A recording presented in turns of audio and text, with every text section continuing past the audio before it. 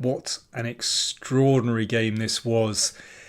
So many twists and turns, so many beautiful ideas. Alireza Firouzja with white against Fabiano Caruana, both players vying for the top spot. It's a giocopiano, and it's one of those variations where so much tension is held. Very few exchanges, and I'm sure this was the intention of both players. They didn't want one of those openings where there are a lot of exchanges early on with a lot of sharp forcing lines. This is about feeling your way through the position. It's about how creative you can be. Bishop b5 played after 20 minutes by Firouzja. I'm not sure about this move. Well, okay, I don't like it very much. I feel the bishop is on the wrong diagonal on b5. Knight g4 played, attacking f2, rook e2 defense, and this is the point. This knight anyway wants to swing around to g6, so why force it there? I think it's a mistake. And here I think white should drive away the knight, but instead d4 from Firouzja. Knight g6, knight f1, and here Caruana strikes with d5. It's a strong move. E takes d5, e takes d4. Now the knight is driven back. So after this little explosion in the middle, we've had an exchange of pawns, but actually you can see that black's pieces are left in much better positions than white. So one thing is that knight, one of the knights could come into f4 to attack the rook. The other thing is, look at the relative positions of these bishops. The bishop on b5, as I said, it's not on a particularly good diagonal, whereas the bishop on b6 trained on the knight and on f2. So already it looks as though Caruana has the better prospects, and he took the initiative here. And here I think knight g3 should be played, but Firouzja played bishop e3, and now this is extraordinary. Caruana thought for 40 minutes in this position. 40 minutes. He said the only move that he was looking at was knight takes g2. He said he really wanted to play it, but he couldn't make it work. He said you shouldn't sacrifice a piece if you can't see a follow-up. A giant waste of time, because he didn't take it. Well, in fact, in this position, it's not so clear. Here, it could be that whites can survive. But, I mean, black obviously has a very dangerous initiative. And you can see that, well, the rooks are going to come into the game. The queen is active, and it's extremely dangerous. But Caruana couldn't make it work. So instead, he just played c6 and drove the bishop back. And then he very quickly played bishop c7. Clearly, he thought, well, if knight g2 isn't working in that position, then it's not going to work here. In fact, this is the moment when it would have been incredibly powerful. So let's see why. King takes, queen h4, so you can see the bishop and the queen trained on h3. And it's hard for white to bring the pieces across. You want to play queen f3 to bring the queen across to defend, but simply knight e5 forks those two, no good at all. And if knight g3, you take. Now, here is the point. Just when you think, oh, well, white has bolstered the king side, doesn't look that bad. c5. If the knight moves away, then simply queen takes bishop. Now, I'm sure if he'd bothered to even start calculating this one, then Fabiano would have seen it. But by this stage, he'd given up on sacrificing here and simply started to make other moves. Once he played c6, the intention was to play bishop c7 and to change strategy. In fact, it's still quite a pleasant position for black. In fact, knight g2 is also interesting here, but anyway, he decided against it. And you can see black still has a very pleasant position. You know, these pieces look great, better than white's. but now it's not too bad for white. And if pieces are exchanged, then, well, it'll be a level position. But, well, all the pieces are still on the board, and it's still very, very tricky. Queen f6, threatening knight takes pawn, and then queen takes knight. So knight d4. Rook d8, and now rook e4. Both players had consumed so much time in working through those tactics earlier that they were both very short of time, down to, well, a couple of minutes. Even though they were playing on the increment, they get 30 seconds each time they make a move. Even so, very little time to calculate. Queen g6. It's a good move. So obviously looking in two different directions, and with the knight on f4, still tactically really, well, such a double-edged position. Now the rook should go back here, and white is still all right. But instead, Firouzja, well, this shows his confidence. He saw a tactical idea. Bishop takes knight. Now normally one would not give up bishop for knight in such a position. But he saw this move, and this is really tricky. And he convinced Caruana that he was in trouble with this idea. First of all, we should say that if that piece is taken, then rook e8 wins the queen. Simple discovered attack. But now Fabiano realised, well, this is dangerous. The queen is lined up beautifully. So how would you deal with this? This is not simple for black at all. Fabiano played queen f6. Rook g4 anyway. And here is where you need a bit of time. And that's what Fabiano didn't have. If you had time, you might have been able to see your way through this position. Fabiano basically thought, I'm worse. I play g6 and give up a pawn.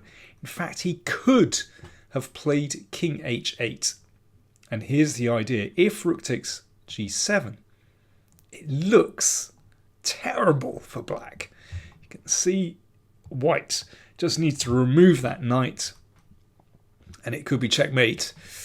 Or maybe there's some discovered attack after rook h7. In any case, there are moves like bishop h6 coming. Wow, it looks awful. In fact, black wins here with c5. It's incredible. This is working. The idea is simply to attack the knight, and if the knight moves away, we can take on f5, and then white's position crumbles because the rook will drop after that. And incredibly, white does not have a good response here. You can play rook h7 and then give a discovered check.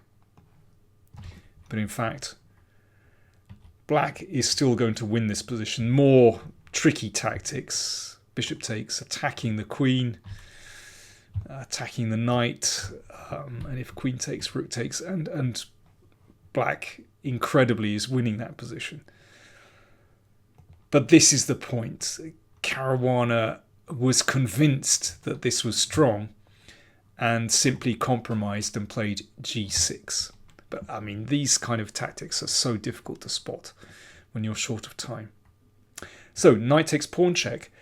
Firouzja's gamble had paid off, and the rook returned to the centre, and white is a pawn up after that knight takes h6 check. In fact, it's still not that clear.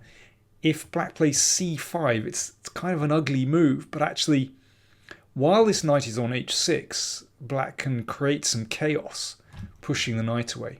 But Caruana played knight f4. It's a kind of, well, pseudo-aggressive move, really. But actually, it's not very good. Knight g4. That was exchanged off. King takes, and now that potentially powerful knight is just exchanged. And here, well, both players still had 4 moves to make before the time control at move 40. And Alireza, perhaps understandably, played knight f5 check, which simplifies the position, results in a position with a clear extra pawn, we'll see in a second, but it transposes down into a major piece endgame. More on that in a second.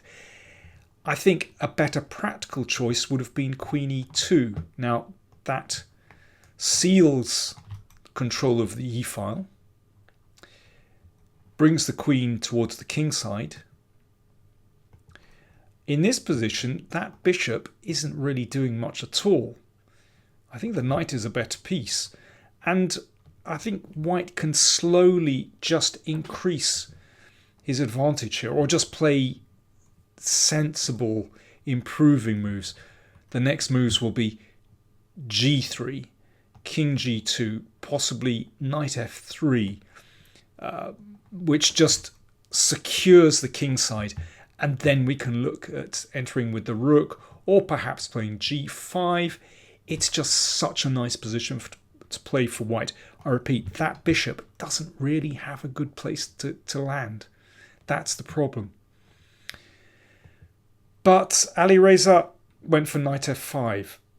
Now, there are good reasons to play this move as well, and one of the good reasons is that black's king is a little bit exposed. And here is a really interesting moment. Here, Alireza played the normal move, rook takes f5. First of all, I should mention, careful, we don't want to play this and mate on h4.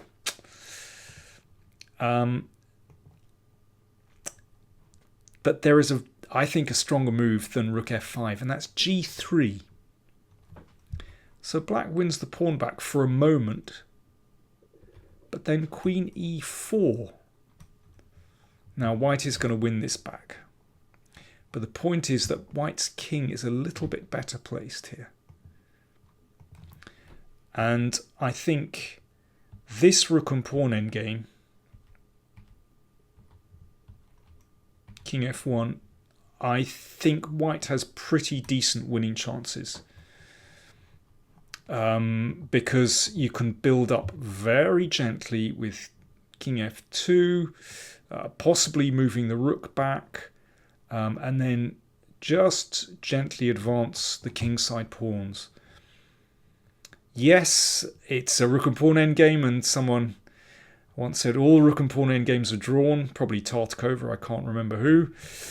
But I think that's a better chance than the game, because here this is still tricky. White's king is not in a great position. Rook d1 check coming, so therefore rook f3 stops that. But it's hard for white to unravel here. You know, if you had two moves in a row, you'd want to play g3 and king g2, and then you'd think, yeah, I'm starting to unravel.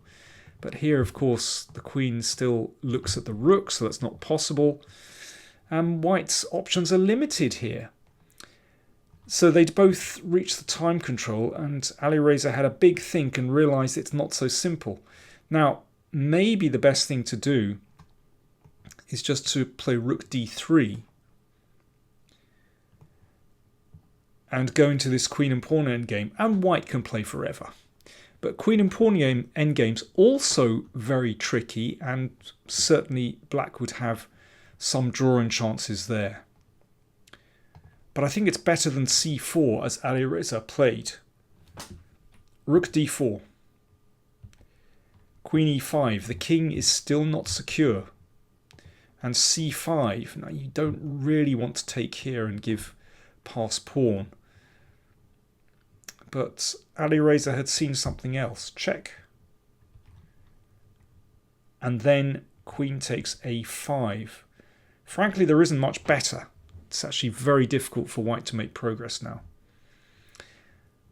So Caruana is 2 pawns down, but he had seen, or foreseen, I should say, a remarkable defense here. Extraordinary, actually. Rook d1 check. Queen h5. The rook has to interpose. Queen e5 check. And here, of course, rook g3 will just repeat the position. So g3. Now white needs just one move to unravel here. Basically, you know, if you can play rook h4 and you know the rook comes out potentially, then you're fine. But queen f5 is a brilliant save. It's the only move in the position that does it. Threatening queen takes pawn mate. It's a miraculous move, it really is. So, obviously if the king comes across to defend, then queen e4 is very unfortunate. So queen a8 check, king e7, queen takes pawn check. Looks like the king is about to be battered, but no, rook d7. And this is incredible. Remember, queen takes pawn still threatened. This is the game. If queen g2, then rook d2 threatens the pawn. It's all because that rook is so poorly placed just for a moment on h3 that black has enough time for this.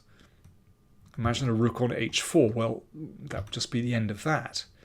Moving to f4. If king g1, then we give a check. The rook returns to d2 and the position is repeated. So what did white do? What did Alireza do about the threat to the queen and the threat here? Well, he found a way to continue the game. Queen h1. I mean, it's a mad move. It really is. Black would like to play rook d2 here, but then queen e1 check wins the rook. But queen takes pawn and rook d2, forcing a rook and pawn endgame where white's king is dreadfully placed. And, well, with all these split pawns, white simply doesn't have enough to win this position. So this is how the game ended. Lots of exchanges.